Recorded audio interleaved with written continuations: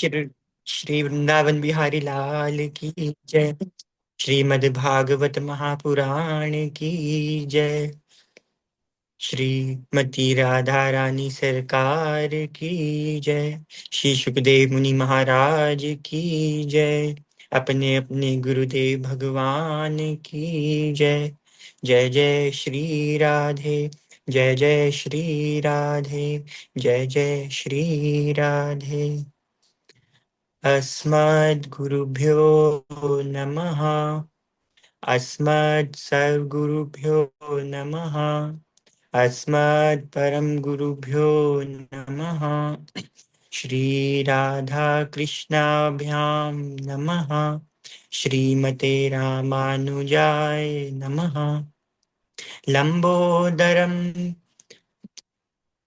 परम सुंदरमेकदंतं पीतांबरं त्रिनयनं परमं पवित्रं उद्यद्दिवाकरनिभोज्वलकान्तिकान्तं विघ्नेश्वरं सकलविघ्नहरं नमामि।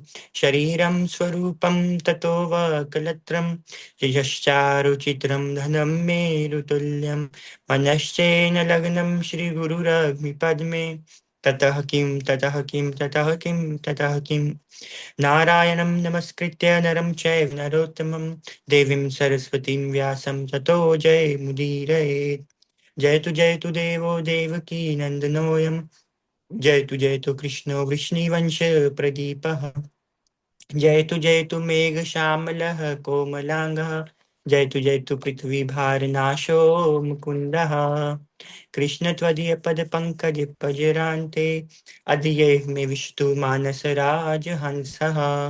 प्राणप्रयाणसमवैकफवात् पित्ते कण्ठावरोधन विधौ स्मरणं कुतस्ते।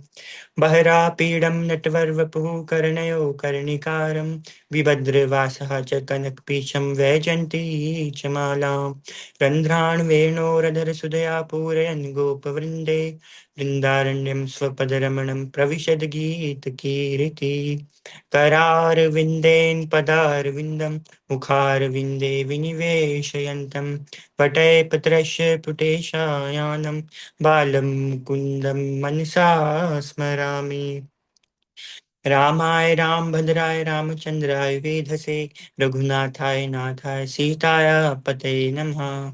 अंजनानन्दनं वीरं जानकी शोकनाशनं भीष्मक्षहन्तारं वन्दे लङ्काभयङ्करं। मूकं करोति वाचालं पङ्गुं लङ्घ्यते गिरिं यत्कृपातमहं वन्दे परमानन्दमाधवम्। भक्त भक्ति भगवंत गुरु चतुर नाम बपु एक। इनके पद वंदन किए नासत विघ्न अनेक। नमामि भक्त वत्सलम कृपालु शील कोमलम अकामिना भजामि ते पदाबुजम अकामिनाम स्वधामदम। बोले श्री वृंदावन बिहारी लाल की जय। श्रीमती राधा रानी सरकार की जय।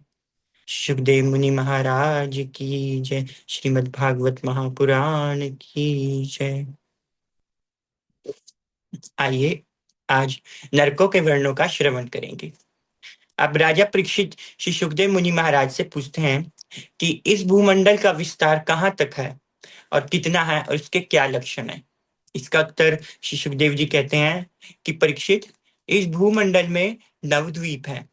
जिस देश में हम रहते हैं उस देश को जम्बू द्वीप कहते हैं तथा ये में भी नव नव हजार योजन विस्तार वाले हैं। प्रत्येक द्वीप हजार हजार विस्तार वाले हैं तथा इलावत वबद्रास्व हरिवश केतुमाल रम्यक हिरण्यमय उत्तर कुरु किम पुरुष और भारत नामक ये कुल नववर्ष हैं। और इलावर्त वर्ष में भगवान शंकर मां पार्वती के साथ निवास करते हैं। वहां जो कोई भी पुरुष जाता है वह स्त्री बन जाता है। अब भद्रासु वर्ष में भगवान हयग्रीव के रूप में निवास करते हैं और हरिवर्ष में नरसिंह रूप में भी निवास करते हैं। केतुमाल में भगवान कामदेव के रूप में निवास करते हैं और रम्यक वर्ष में मत्स्य रूप में वे निवास करते हैं और हिरण्यमय वर्ष में कच्छप रूप में वे निवास करते हैं। और उत्तर कुरु में वराह के रूप में किम पुरुष वर्ष में मर्यादा पुरुषोत्तम श्री रामचंद्र जी के रूप में वे निवास करते हैं। और भारतवर्ष में भगवान नर नारायण के रूप में निवास करते हैं। और इसी भारतवर्ष में मलय, वैनाक, श्रीशैल, चित्रकूट और गोवर्धन आदि जैसे महान पर्वत है। और इसी भारतवर्ष में अ, अनेकों पर्वत तथा महान नदियां जैसे गंगा, यमुना, सरस्वती, गोदावरी और सरयू और अनेकों पुण्य पवित्र करने वाली नदियां विराजमान हैं, और जिन दर्शन और स्पर्श मात्र से ही मनुष्य का कल्याण हो जाता है, और अनेकों जन्मों के पाप संताप सब वे जलकर भस्म हो जाते हैं। अब इस भारतवर्ष की महिमा का गान करते हुए बड़े बड़े देवता भी कहते हैं कि दो भाग हैं इन भारतवर्ष में उत्पन्न होने वाले व्यक्तियों पुरुषों के, क्योंकि ना जाने ऐसा कौन सा पुण्य कर्म ऐसा करते हैं कि ऐसा कौन सा कर्म करते हैं जिससे उनका जन्म इस भारतवर्ष में होता है। कहते हैं, ना यत्र वैकुंठ कथा सुधा पगा न साधु भागवतास्तदाश्रयः, ना यत्र यज्ञ शमखा महोत्सवः सुरेशो गोपीन वैसा सेव्यताम्। देवता लोग कहते हैं कि जहां भगवान की अमृतमयी कथा का कथा सरिता का प्रवाहन नहीं होता, उस स्थान पर नहीं जाना चाहिए। और जहाँ भगवान के भक्त साधु महात्मा निवास नहीं करते, चाहे वह स्थान स्वर्ग ही क्यों ना हो, उस स्थान पर कभी भी निवास नहीं करना चाहिए। यदि स्वर्ग का सुख भोगने के पश्चात हमारे कुछ पुण्य शेष होते हैं, तो हम यही भगवान से प्रार्थना करते हैं कि हम जहां भी हो, हमारा जन्म भारत भूमि में हो, जिससे हम भगवान का गुणगान कर सके और भगवान को प्राप्त कर सके। कवि गया प्रसाद जी कहते हैं, जो भरा नहीं है भावों से बहती जिसमें रसधार, वह हृदय नहीं है पत्थर है जिसमें स्वदेश का प्यार नहीं। वृक्षों में चंदन बड़ा, नागों में जैसे शेष, नदियों में गंगा बड़ी और में भारत देश। बोले भारत माता की जय। अब राजा परीक्षित श्री सुखदेव जी से प्रश्न करते हैं कि प्रभु, नरक नाम के लोग क्या इस भूमंडल पर स्थित है या इससे बाहर भी हैं, और उनकी कितनी संख्या है, और उनमें क्या क्या यातनाएं प्रदान की जाती हैं। श्री सुखदेव जी कहते हैं कि परीक्षित, नरक नाम के नरक नाम इस लोक और इस त्रिलोकी के अन्य भी स्थित हैं, और उनकी संख्या विशेष रूप से 28 बताई गई है, जो कि है तामिश्र, अंधतामिश्र, रौरव, महारौरव, कुंभीपाक, कालसूत्र, असीपत्र वन और शुकरमुख अथवा अंधकूप, कृमि भोजन, संदस्य, तप्त भूमि और घुटक, शाल्मली, वैतरणी, पुयोद, प्राणरोध, विशेषण, लाला भक्ष, सार में अदान, आविची और अयापान। इनके अलावा और भी शिवा शिवा शार्क धर्म, रक्षोगण भोजन, शूल प्रोत, दंत शूक, अवट निरोधन, पर्यावर्तन और सचिव। ये कुल मिलाकर इन नरकों की संख्या 28 बताई जाती है। अब जो मनुष्य दूसरों का धन और संतान और स्त्रियों का हरण करता है, वह मनुष्य तामृष्य नामक नरक में पटका जाता है। वहां इसे भूखा प्यासा रखा जाता है और कई कोड़ों से इसकी पिटाई होती है, और इनसे अनेकों प्रकार का भय दिखाया जाता है। और जो मनुष्य मांस भक्षण करता है, पशु पक्षियों का वध करता है, वह जीवात्मा कुंभीपाक नरक में जाती है। वहां यमदूत इसे खोलते हुए तेल में डालकर पका डालते हैं।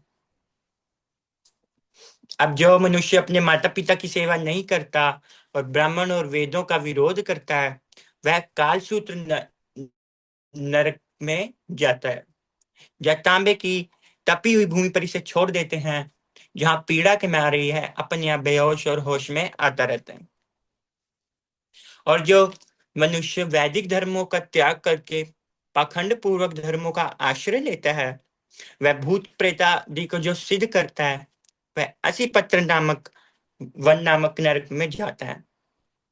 वहां भी यमदूत इसे कोड़ों से अनेकों बार पीटते हैं, और जब उससे बचने के लिए यह भागता है तो तीखे तीखे तलवारों के समान वहां उगी हुई घास में चल चल कर इसके अंगों का अंग कटते रहते हैं। अब जो मनुष्य शराब पीते हैं, गुटखा आदि बीड़ी आदि का सेवन करते हैं, अथवा वे अय्यापान नरक में जाते हैं।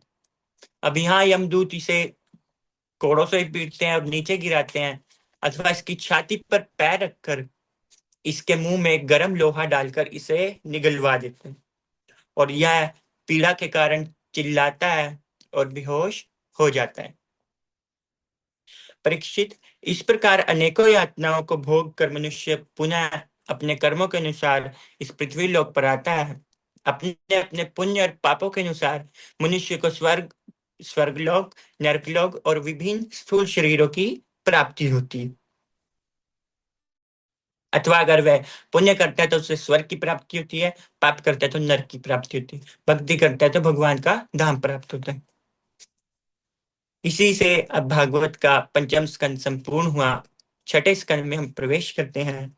राजा परीक्षित से अनेकों यातनाओं का वर्णन सुनकर अब वह कुछ भयभीत हो गए, और सुखदेव जी से पूछा कि प्रभु, कोई ऐसा मार्ग बताइए जिससे जीवात्मा इस यम यातना से बच जाए और इस यम यातना का पात्र ना बने। अब सुखदेव जी ने कहा कि परीक्षित, मनुष्य मन, वचन और कर्म, वाणी से वाणी से कर्म करता है, और यदि वह इसी जन्म में उन पापों का प्रायश्चित कर ले तो उसे नरक में या यम यातना का भाग नहीं बनना पड़ता। अब राजा परीक्षित ने कहा कि हे महाराज, ये जीवात्मा तो न जाने जाने अनजाने में कितने अपराध करता है, और अब ये एक पाप करेगा, उसके बाद पुनः पाप करेगा, फिर प्रायश्चित करेगा। इस तरह तो इसके कर्म हाथी के स्नान के समान हो जाएंगे। जैसे हाथी जल में स्नान करने के बाद बाहर निकलते ही अपने आप को धूल से मलिन कर लेता है, उसी प्रकार ये जीवात्मा भी पहले पाप करती है, फिर उनका प्रायश्चित करेगी और फिर पुनः उस पाप में लिप्त हो जाएगी। अथवा सुखदेव जी ने कहा कि परीक्षित, कर्मों के द्वारा आत्यंतिक कर्मों का नाश नहीं होता, और जो भगवान के भक्त होते हैं वह जैसे सूर्य अपनी किरणों से अंधकार को नष्ट कर देता है, वैसे ही भगवान के भक्त अपनी भक्ति के द्वारा अपने संपूर्ण पापों को नष्ट कर देते हैं। कहते हैं, सकृम्न सकृन्नम्नः कृष्ण पदार विंदयो निर्वेशितम तद्गुणरागी येरिह न ते यमं पाशभृतश्च तद्भटान् स्वप्नेऽपि पश्यन्ति हि जीर्ण निष्कृष्टाः। जिनके मन रूपी मधुकर एक बार भी भगवान श्री हरि के चरणों में लग जाते हैं, और जो इनके चरणों का मकरंद रस पान कर लेता है, उन्होंने संपूर्ण प्रायश्चित कर लिया। वह यहाँ की वह लोग स्वप्न में भी यम यातना के पात्र नहीं बनते, और ना ही उन्हें यम दूतों का दर्शन होता है। इसलिए परीक्षित, इस विषय में मैं तुम्हें एक इतिहास सुनाता हूँ। अब कानकुब्ज नगर यानी कन्नौज में एक अजामिल नाम का ब्राह्मण रहा करता था। कहते हैं कि ब्रह्मेण मिलती अजया माया मिलती अजामिला, कि जो ब्रह्म से ना मिले परंतु माया से मिल जाए उसे अजामिल कहते हैं।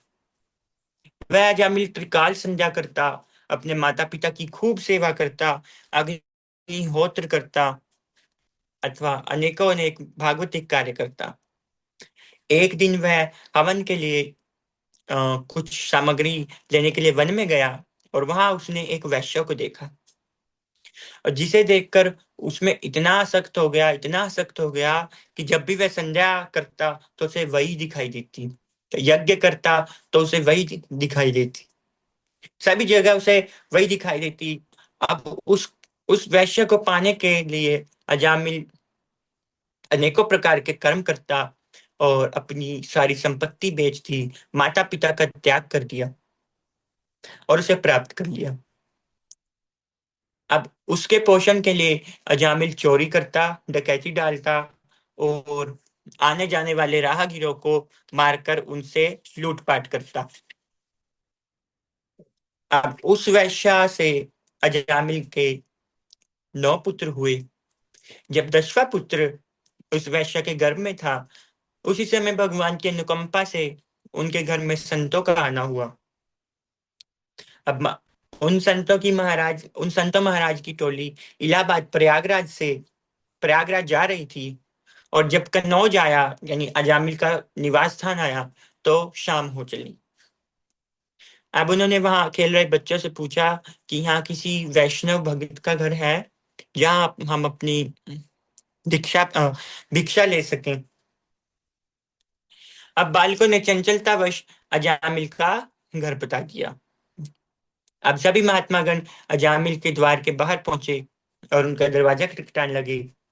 अब जैसे ही उन्होंने महात्माओं ने आवाज लगाई कि भिक्षाम देही, जय श्री राम, जय श्रीमन नारायण, तो ये सुनकर वो वैश्या बाहर से निकल आई।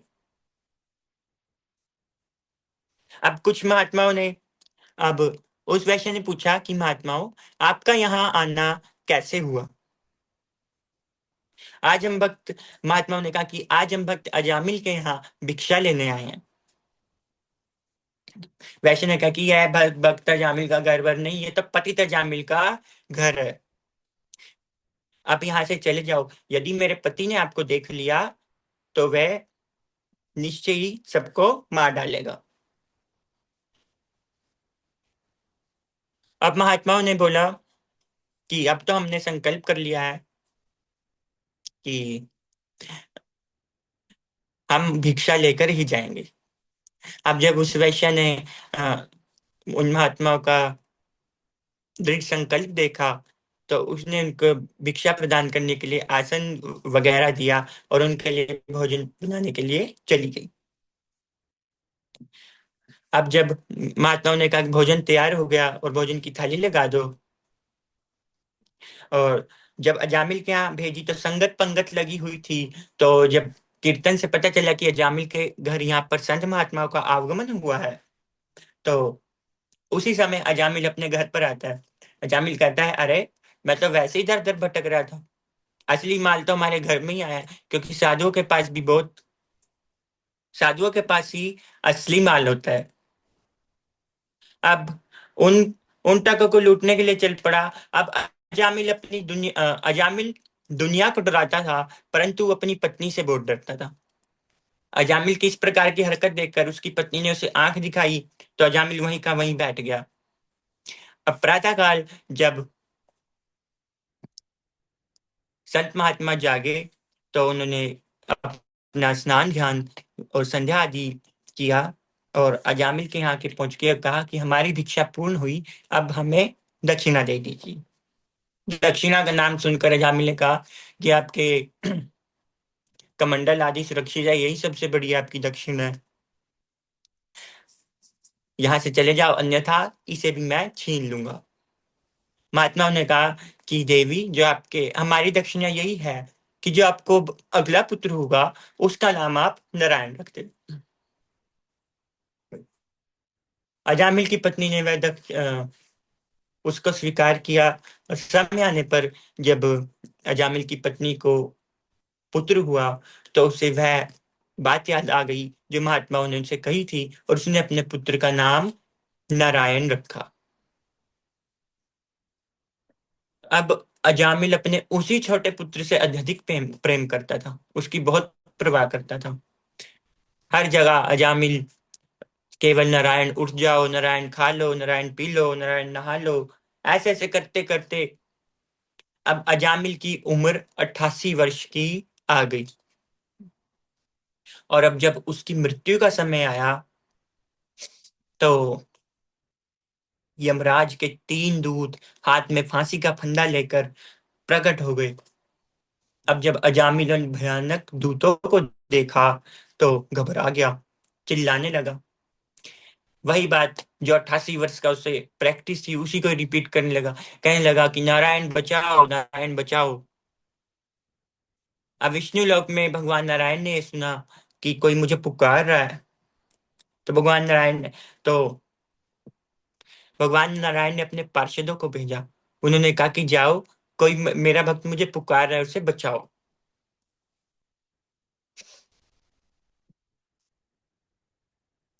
अब भगवान के पार्षदों ने कहा कि वह अपने पुत्र को पुकार रहा है। अजामिल ने अपने पुत्र का नाम नारायण रखा है। भगवान नारायण ने कहा कि उसका पुत्र तो बाद में हुआ, पहले मेरा नाम नारायण है, इसलिए तुम उसकी रक्षा के लिए जाओ। अब भगवान की आज्ञा पाकर भगवान के भी पार्षद अब अजामिल को लेने जाते हैं। तो जब उन्होंने देखा कि वहां यमदूत, तीन यमदूत भी खड़े हैं, तो उन्होंने धक्का दिया उन्हें और अजामिल को मुक्त कराया। यमदूतों ने कहा कि हमें धक्का देने वाले तुम कौन हो? विष्णु दूतों ने कहा कि तुम कौन हो? यमदूतों ने कहा कि हम धर्मराज के सेवक हैं। विष्णु दूत कहते कि यदि तुम धर्मराज के सेवक हो तो बताओ, मेरे प्रश्न का उत्तर दो कि धर्म किसे कहते हैं। विष्णु विष्णुदूत अब वो यमदूतों ने कहा, वेद प्रणिहितो धर्मो हस्त धर्मस्त विपर्ययः, वेदो नारायणः साक्षात् स्वयंभूरिति सुश्रुमः। वेद विहितत्वं धर्मत्वं, वेद निषिद्धत्वं अधर्मत्वं। कि वेद जिसका विधान करता है उसे धर्म कहते हैं, और जिसका निषेध करता है उसे अधर्म कहते हैं। वेद साक्षात भगवान नारायण के शब्द स्वरूप हैं और उनके श्वास से प्रकट हुआ है। भगवान के पार्षदों ने कहा, यमदूत, जब वे सब अब भगवान के पार्षदों ने कहा, यमदूतों, जब वेद भगवान नारायण के स्वरूप है तो जामिल ने मरते समय उन्हीं नारायण का ही तो स्मरण किया, उन्हीं नारायण का ही तो नाम लिया, इसलिए इसके करोड़ों जन्मों का भी प्रायश्चित हो गया। आगे कहते हैं, पतितः स्खलितो भग्नः संदष्टस्तप्तः आहतः हरिरित्यवशेनाहं पुम्नार्हतियातनम। कहते हैं कि गिरते समय या सर्प के काटने पर यदि कोई व्यवस्था पूर्वक भी भगवान नारायण का नाम लेता है तो उसका कल्याण हो जाता है, अथवा वे यम यात्रा का भी पात्र नहीं बनता। क्योंकि जैसे अग्नि का स्पर्श कोई जानकर करे या अनजाने में करे, उसका स्वभाव जलाना है, ऐसे ही भगवान के नाम का स्वभाव कल्याण करना है। चाहे कोई भगवान का नाम जाने मिले चाहे अनजाने मिले, उसका कल्याण निश्चित ही है। भायम कुभायम अनख आलसुहु, नाम जपत मंगल दिसि दसहु। भगवान के नाम का भाव अथवा भगवान का नाम भाव अथवा बिना भाव के भी किया जाए, सदा मंगल ही करता है। अब भगवान के पार्षदों ने इस प्रकार उपदेश देकर धर्म की व्याख्या कर धर्मराज के दूतों को वहां से भगा दिया। अब धर्मराज के पास गए और अपना फांसी का फंदा डंडा सब उनके चरणों में फेंक डाला और कहा कि आज से हम आपकी सेवा नहीं करेंगे। धर्मराज ने कहा कि ऐसा क्या हुआ? उन्होंने कहा, यमदूतों ने कहा कि पहले तो आप हमें यह बताइए कि इस पृथ्वी पर शासन करने वाले कितने शासक हैं, क्योंकि यदि बहुत से शासक हैं तो दंड की व्यवस्था ठीक से नहीं हो सकेगी। यमराज ने कहा कि सेवकों पहले बताओ कि हुआ क्या। उन्होंने कहा कि आपके कहने से हम अजामिल को लेने गए, परंतु वहां पहले से ही वहां पे बाद में दो पुरुष आए और उन्होंने हमें धक्का देकर मार भगाया। अब धर्मराज ने कहा कि वे कौन थे? यमदूतों ने कहा कि वे बहुत सुंदर दो पुरुष थे। उन्होंने पीतांबर धारण कर रखा था और उनकी चार चार भुजाएं थी। धर्मराज ने कहा कि आज तुम कृतार्थ हो गए। दूत ने कहा, क्यों? क्योंकि आज तुमने भगवान नारायण के पार्षदों का दर्शन कर लिया। अब कहा कि सेवकों, भगवान नारायण ही इस जगत के एकमात्र कारण है। अब नारायण के तत्व को ब्रह्मा जी, नारद जी, भगवान शंकर, शंकादि कुमार, कपिल, स्वयंभू मनु, प्रहलाद, जनक, भीष्म, बलि, सुखदेव और मैं, केवल ये 12 लोग ही जानते हैं। अब आज से ध्यान रखना कि भगवान के प्रिय भक्त जो संत हैं, उनकी रक्षा भगवान खुद स्वयं करते हैं, और तुम उनके पास कभी भी मत जाना। जिह्वा न वक्ति भगवत गुण नामधेयम, चेतश्च न स्मरति तच्चरणारविंदम। कृष्णाय नो नमति यच्छिर एकादपि, ताना नयधस नयधम सतो कृत विष्णु कृतयान। अब धर्मराज ने बताया कि किनको पकड़ कर ला। उन्होंने कहा कि जिनकी जीवा केवल बकवास करती है, परंतु भगवान के नाम का कीर्तन कभी नहीं करती, और जिनका चित्त संसार में तो खूब उलझा रहता है, किंतु भगवान के नाम उच्चारण में, भगवान के कथाओं में उसका मन नहीं लगता, और जिसका सिर बड़े बड़े धन धान्य व्यक्तियों के आगे तो झुकता है, परंतु भगवान और भगवान के संतों के समक्ष उसका सिर नहीं झुकता, अपने गुरुजनों के समक्ष उसका सिर नहीं झुकता। ऐसे पापी लोग ही यम यात्रा के पात्र हैं, और ऐसे ही लोगों को तुम मेरे पास लेके आना, क्योंकि यही लोग दंड के योग्य है। अब धर्मराज की इस आज्ञा को पाकर यमदूत जिस भी व्यक्ति को कंठी तिलक धारण, हाथ में माला झोली लिए देखते हैं, उसके पास भी नहीं भटकते। अब यहाँ यमदूत और भगवान के पार्षदों के मुख से जब अजामिल ने ये सब प्रकार का उपदेश सुना, तो उसने उसका हृदय तुरंत निर्मल हो गया, और वह सोचने लगा कि मेरी आज क्या अवस्था आ गई। और उसने भगवान के चरणों में प्रणाम किया, और उनसे कुछ कहना ही चाहता था कि भगवान के पार्षद अदृश्य हो गए। अब अजामिल पश्चाताप करने लगा, कहने लगा कि मैं बहुत महापापी हूं, जिसने अपने कुल को कलंकित कर दिया और अपने माता पिता का त्याग कर दिया, अपने ब्रह्म ब्रह्म तत्व को नष्ट कर दिया, भगवान का परम मंगलमय नाम, जिसका मैं जिसके कारण मैं आज कृतार्थ हो गया। और अजामिल ने सब कुछ त्याग कर भगवान का भजन किया, और कहने लगा कि अब मैं ऐसा भजन करूंगा कि अब मुझे दोबारा अंधकार में ना जाना पड़े।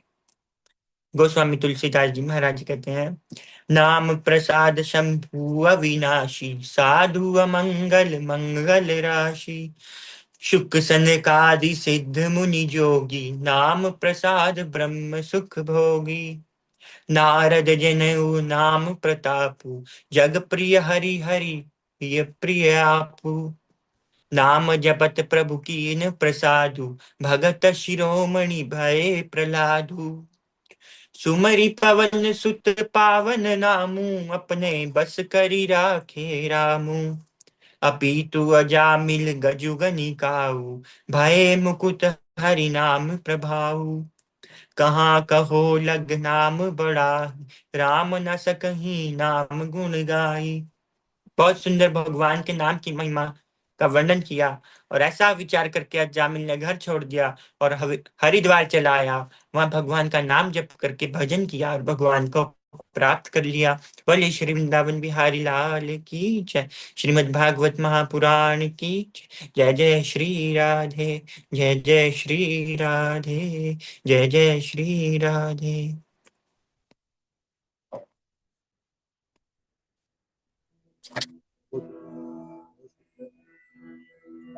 बहुत अच्छा, ठाकुर जी कृपा बनी रहे। बहुत बढ़िया। ठीक था गुरु जी। हाँ बहुत अच्छा था। आवाज